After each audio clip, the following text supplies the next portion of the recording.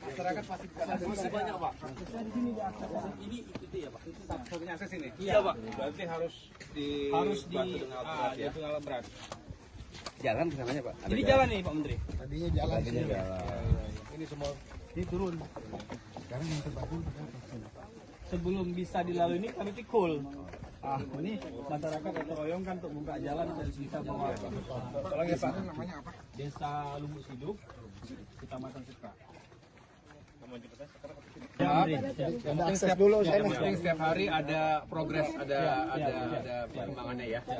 Karena ini kalau sudah dibersihkan bisa langsung bawa Karena bantuan. masuk air bersih pun yang di sana nggak dapat. juga. Karena aksesnya putus itu dia. Berapa jauh, Pak? Ini sekitar 1,5 km. Lumayan jauh.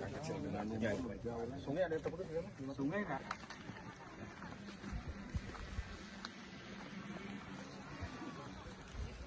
Jembatan terputus Lubuk Sidau, Kecamatan Sitrak, Tamiang. Habis Pak, habis. Masih ada sisa nasi pecah, Pak. Tadinya 2 ini ya? 2. Dua tangga ya. Iya, jatuh. Hati-hati.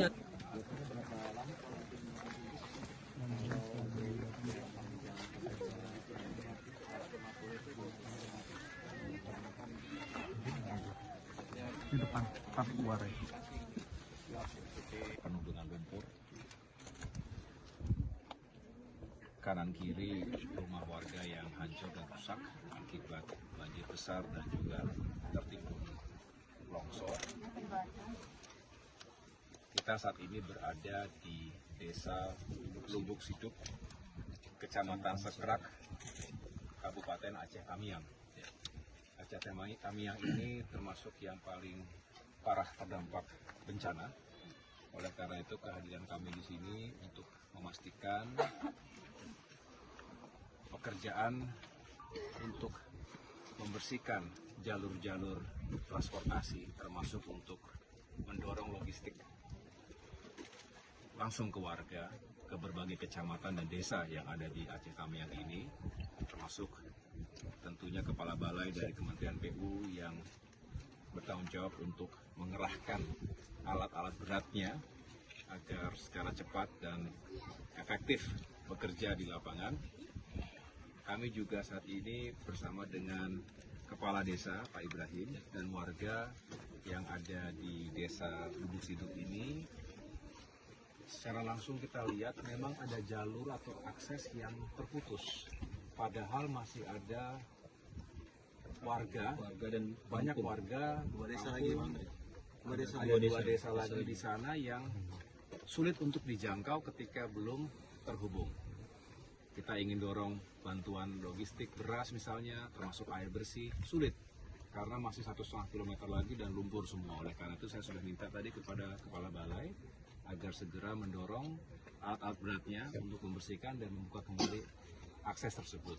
Nah, sedangkan yang di belakang kita ini, bisa dilihat, ini ada sungai yang cukup lebar dan jembatan yang tadinya berdiri kokoh kurang lebih 200 hingga 250 meter panjang sampai ke sana. Ini menghubungkan bukan hanya 2 desa atau 2 kecamatan, tapi juga 2 kabupaten, Aceh Tamiang dengan Aceh Timur.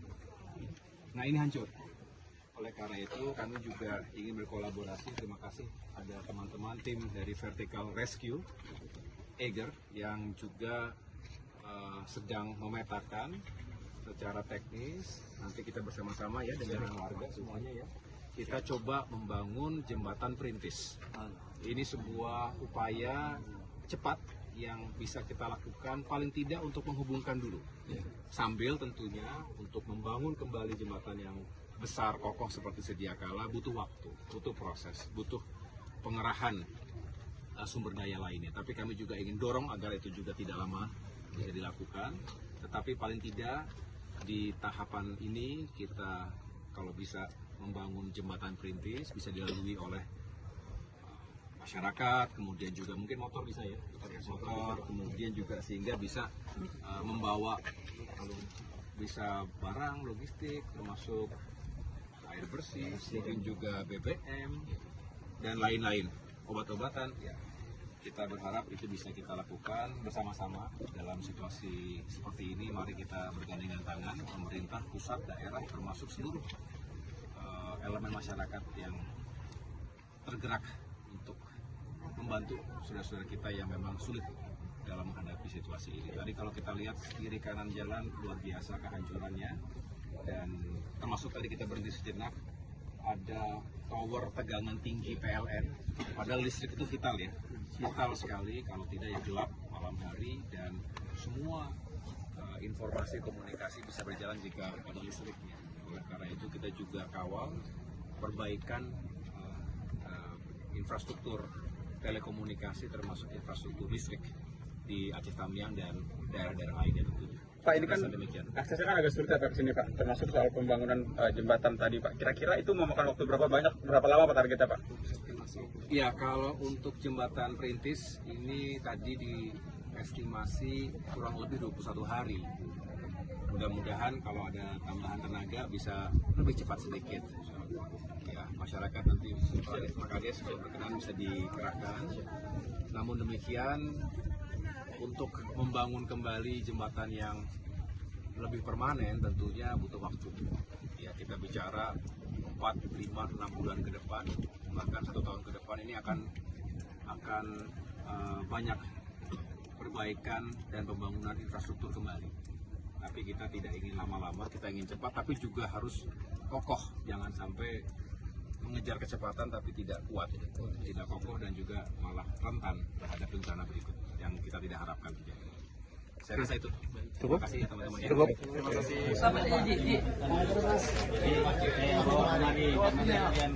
Cuma sampai buka yang ada dinas-dinas yang lain. Jadi kecamatan aja. Nah, jadi bang. Ya itu ya. Umat sekarang pegang jari. Salam dulu.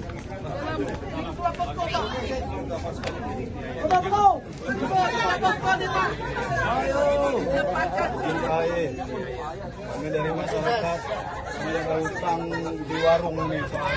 Merayakan untuk makanan selama 5 hari kami di sini Pak. Iya.